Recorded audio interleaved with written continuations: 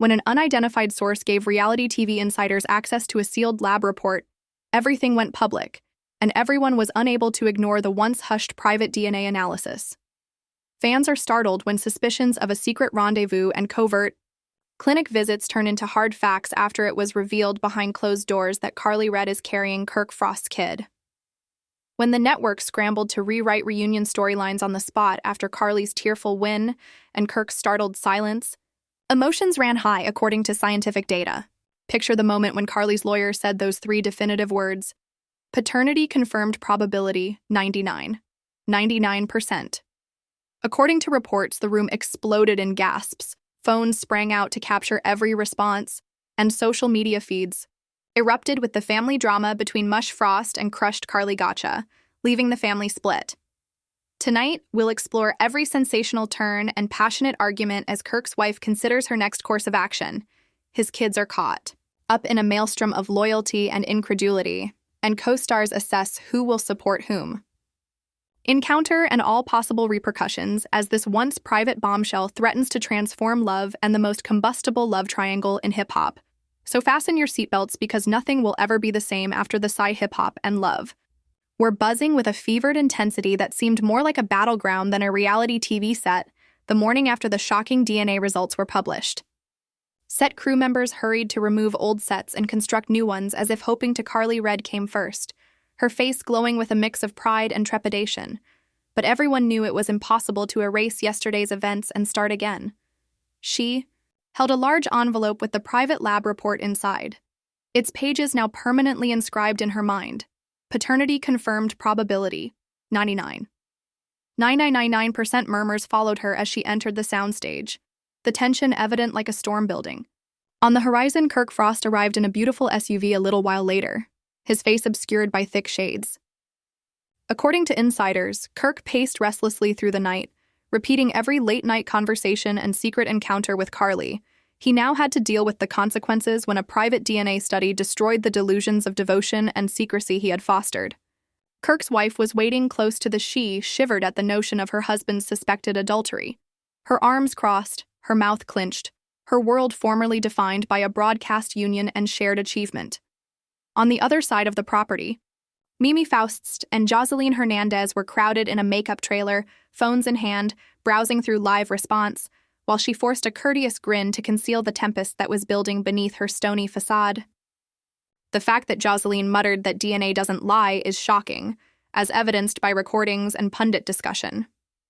Mimi shook her head, her black locks bouncing. The silent talk was interrupted by the distant hum of production staff getting ready for an impromptu on camera.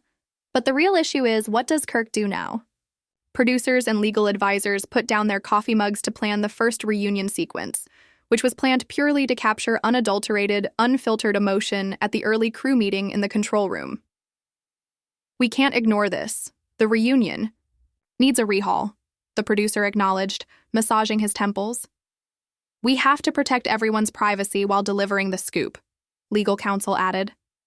Karlee approved the publishing of the DNA report, but Yondandy and Kirk's private lives are in jeopardy. An urgent, worried voice informed them that sponsors had already texted, and we need confirmation that this won't damage their brand alliances.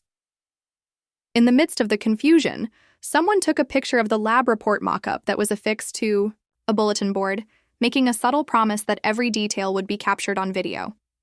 Meanwhile, Karlee's entourage assembled in a remote area of the property, including her sister, lawyer, and a small army of publicists. As her lawyer went over remarks for the network, Karlee sat in a director's chair with tears in her eyes. "We'll say something simple but impactful," he said. "We affirm the DNA results. We value privacy." But Karlee looked at him tremblingly and nodded. "You deserve to know the truth." After weeks of uncertainty, she said to her sister, "I finally have proof." On the main stage, Kirk's team gathered, and his legal counsel walked in front of a huge whiteboard markers. He gripped her hand and said, "You've been so strong now they can't deny you." Tracking down various outcomes, such as custody agreements, support talks, probable denials, and public relations tactics, Kirk was seen quietly talking into his ear while probably working with Yondy on his He had not yet made a public comment, and his position remained inflexible. Some crew members speculated that he may seek an independent retest or allege lab contamination. As noon drew near, cameras rolled for the first unofficial reunion episode, The Fallout, where it was expected that he would offer a modest apology and pledge to accept responsibility. Whatever his decision, the stakes could not be greater. Karlee and Kirk join us today to discuss the controversy after yesterday's DNA news completely changed everything. The host's calm voice welcomed an anxious crowd. Karlee initially appeared to the audience beaming with a newfound self-assurance that concealed her internal turmoil, while Kirk straightened his shoulders and covered his face with a mask of controlled agony. "I never intended my private life to become a show," Karlee remarked in her first voice. But when so many lives were entangled in rumors, the air hummed with expectation despite the courteous clapping. She displayed a copy of the DNA result, which validates my claim that I am carrying Kirk's kid, and I doubted that I knew the truth had to be disclosed. Fans at home shouted and critics gasped as her straightforward and definitive remarks hit like a verdict. Mimi and Jocelyn, who were seated in the audience, bowed gravely in acknowledgement of the impact. "This news changes everything: my marriage, my family, my future," he said in a quiet voice after obviously swallowing the news. "I'm still processing this," he said. "I never intended to hurt anyone," Kirk said, looking into Yandi's eyes, which glistened with betrayed affection. "I've made mistakes, and I'll work to make this right." For my wife and Karlee, the gathering held their breath. Divided between sympathy and in a shocking turn of events, the presenter showed a leaked video recording of Kirk and Karlee meeting late at night in a hotel lobby. Kirk's demeanor deteriorated as his face flashed with agony as the family was split up in real time. The video showed his palm grazing Karlee's sleeve as their hushed discussion came to an abrupt stop, leaving viewers in shock. He had thought those secret moments would stay hidden, stunned once again when the context of the film revealed fresh details about Karlee's pregnancy claim. After the clip, audience members yelled questions and the presenter begged them to calm down before continuing, but Karlee refused to back down. The purpose of the meeting was to clarify paternity arrangements, and she said that we wanted clarification before publicly addressing Kirk's family. "This sounds strategic," Jocelyn mumbled to Mimi, and Mimi shrugged. "I should have been honest from the start," Kirk admitted, looking at Karlee with a mixture of sorrow and resolution as the dust fell. The camera zoomed in on that statement, capturing that the host promised further digs in parts 2 through 4 of the custody discussions, Yandi's response, and the fallout among co-stars as the program came to a close. Crew members scrambled to revise scripts, update production notes, and prepare fresh talking points as the audience dispersed. Producers realized they had grabbed television gold, a debate that combining hidden allegations, private DNA evidence, and unfiltered emotional turmoil off camera. Karlee and Kirk were brought to private trailers where the network's health team set up lengthy conversations. While Jocelyn and Mimi practiced closing statements for the upcoming filming block, counselors checked in on Yandi. Social media monitors revealed that interaction for the Frost baby drama was rising and trending globally. Financial experts created child support possibilities while legal advisors produced paternity challenge papers. As the sun set, the lot fell into an uncomfortable silence. The first chapter of this story came to an end, but the drama had only just begun. Barely started when the cameras re-emerged tomorrow. The complex aftermath of this DNA discovery would test allegiances even more, sparking family conflicts and altering Karlee Red and Kirk Frost's destinies in a world where reality. The next morning, the lot hummed with a jittery atmosphere that seemed more like a courthouse than a studio, and cameras were set up early as TV had become indistinguishable from real life. The fallout continues, and producers were ready for part 2. The presenter addressed a live audience solemnly, saying that last night's discoveries had changed every connection on this program, discussing the first item, which was temporary custody. Karlee's legal team had requested temporary visitation. He turned to Karlee and asked why they were pursuing these changes, saying that they were asking for specified on-set encounters and planned phone conversations until a formal paternity trial could be put up. "I want my child to have a relationship with their father, but we need clear standards to safeguard our privacy and our rights." Karlee paused before responding in a calm voice. She spoke in measured terms, but her eyes showed a mix of fear and optimism. Kirk scratched his brow and said, "I understand Karlee's concerns," in a quiet voice. "But this is my family as well. Therefore, I'm submitting a counter-movement to make sure my wife and kids are included in these agreements." The host said, "Yandy, how are you managing these legal actions against your husband?" And he looked at Yandy, who drew a trembling breath. "I never imagined we'd be negotiating custody on television," Yandandy Rose stated in a shaking voice. "This is my marriage and my home that I fear losing. The guy I love to a public courtroom." Her revelation caused the crowd to mutter sympathetically. The host played pre-recorded lawyer-to-attorney dialogue while the legal dispute simmered on stage. Kirk's lawyer was heard warning him to keep his cool while Karlee's counsel explained what to do for Swift. The attorneys argued over paternity confirmation, emergency decisions, and Carrie's rights versus Kirk's wife and kids' rights. Although legalese was used all over the screen, the main points were twofold. Sensing that the plot needed to be emotionally anchored, the producers moved to a private moment between Yandandy and a show counselor that was captured off-script, in a softly lit trailer as families were set to clash in family court. Yandandy confessed to heartbreak. "I discovered that Kirk was the father of someone else's kid, and Karlee revealed this information to me through a confidential report rather than his own honesty." As the counselor led her through breathing techniques, tears streamed down her face. The counselor's compassionate words, "You're entitled to your grief and to set boundaries," highlighted Yandy's therapy session's unfiltered openness and the scandal's emotional toll. Meanwhile, in another area of the lot, Mimi Faust and Jocelyn Hernandez hosted a secret gathering where they discussed their allegiances to Kirk and Karlee Mimi. The leaked DNA revelation had ignited social media. Said, "We've known Karlee longer, and she's speaking the truth about her body and her child." Jocelyn retorted, "Kirk's I want to believe my husband's closest friend too." As they conversed, a boom mic unintentionally recorded Jocelyn's. Mimi's eyes widened as she said that she had seen Kirk and Karlee together at a covert clinic back in February. "You knew?" The realization Jocelyn shrugged.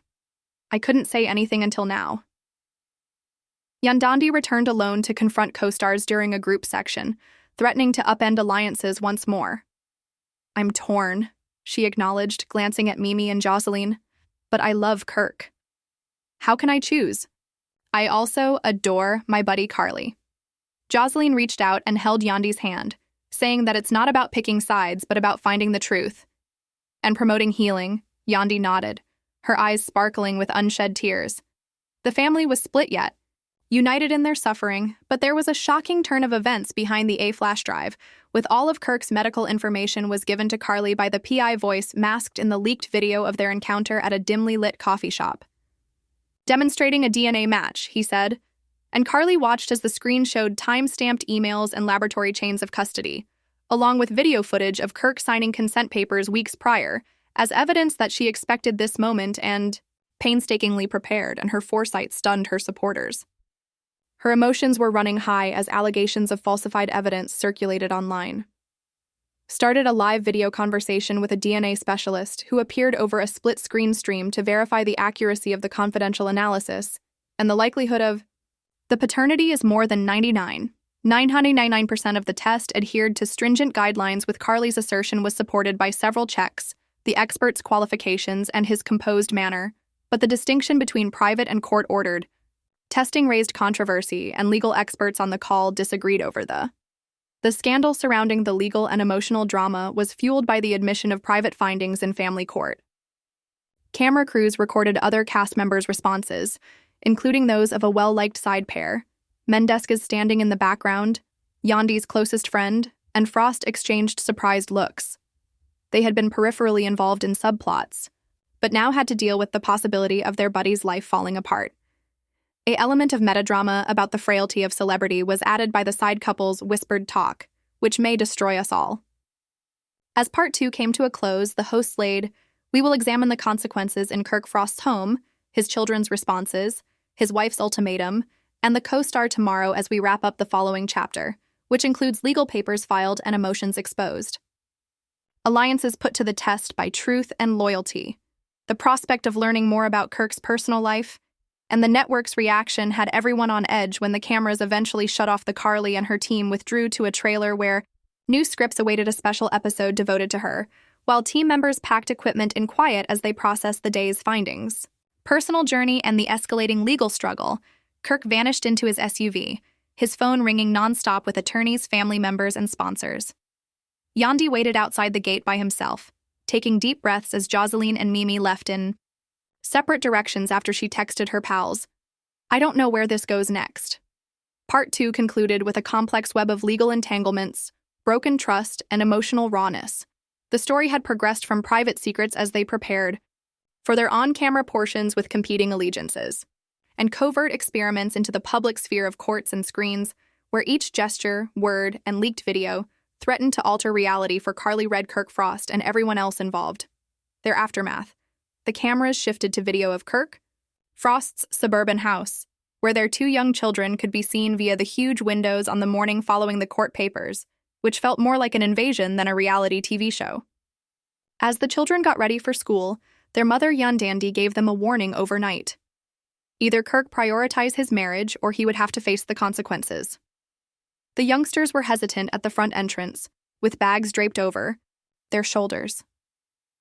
Emotions were running high as Kirk went outside to escort the children to the bus stop, his face drawn and his customary confidence replaced by anxiety as a result of his private life falling apart in public. The elder child's voice trembled as he inquired, "Daddy, where's Mommy going?" Kirk leaned down to touch his child's hair. The younger one clutched to Kirk's hand as he softly murmured, "She's taking a little break," even if every word felt terrible.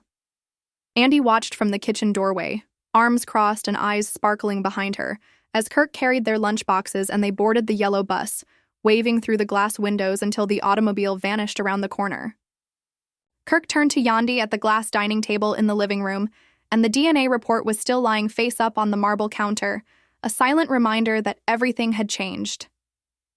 "We can't keep living like this," Yandi remarked. Kirk's gaze flickered to the DNA results displayed on the wall, steady but with a cruel edge. "I know I hurt you," he said, "but Karlee's child is my responsibility." "Responsibility doesn't equal desertion," Yandi said, her lips pushed into a tight line. "I need a partner who chooses our family first if I'm not sure what will happen next. Therefore, you can't do that." Her ultimatum hung between them like a Kirk fell into a chair and murmured, "I'm trying to figure that out," as the phone buzzed nonstop with alerts about guillotine blades. Sponsors questioned their affiliation on social media, sparking rumors and a particularly nasty story that said Yandi was going to file for divorce by midnight. Kirk hung up the phone and looked directly at Yandi, saying, "I'll do whatever it takes," he assured her, and Yandi nodded, her black eyes shining with tears. "Prove it," she added, moving away. While production had set up earlier that day, a trusted crew member covertly built up a comfortable living room-style set with cuddly animals to record the Frost children's perspective in a surprise family circle part, and kid-drawn sketches. Kirk and Yandandi paused before entering the stage, accompanied by a child psychologist. The host's soft voice called on the youngsters to express their emotions with shaky words, describing bewilderment and terror. "I miss Mommy's hugs," the younger one said, and Kirk's arm shook as he put an arm over both kids, and in a silent show of support amidst the turmoil, Andy crept. Advisors rushed to determine the potential implications of the leak, as Mimi's supporters argued that she had only spoken the truth that many in the control room were thinking, while others tried to deflect the controversy by saying the messages were taken out of context. Producers discussed whether to run our family-friendly pieces, but one lawyer cautioned, "We need to pivot fast." The children's circle video unedited or to delay it out of concern about additional emotional harm. Glass crew members murmured about the morality of including children in such a public spectacle. The network ultimately chose to broadcast a severely edited version that omitted the majority of the children's spoken comments and instead on displays of affection. This choice attracted criticism from some viewers as the afternoon light dimmed, Kirk withdrew from censorship and from others for safety. To a secluded trailer to film a lengthy statement emphasizing his dedication to Yandi and his future child with. The team described an intimate environment with a microphone, a solitary chair, and gentle lighting. Kirk's voice broke as he discussed shame, responsibility, and the necessity of restore faith. "I'm not proud," he said, but I swear to be a parent who supports each and every child in my existence. Legal teams examined the confessionals, which were scheduled to air during prime time. Kirk examined the video by itself, examining the text for any possible dangers. The chair's arms in the hopes that forgiveness would result from his vulnerability. Karlee Red watched the repercussions from her trailer on the outskirts of the lot with a mixture of pity and vindication.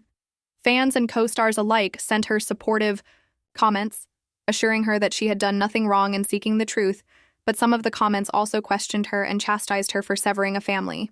Thoughts.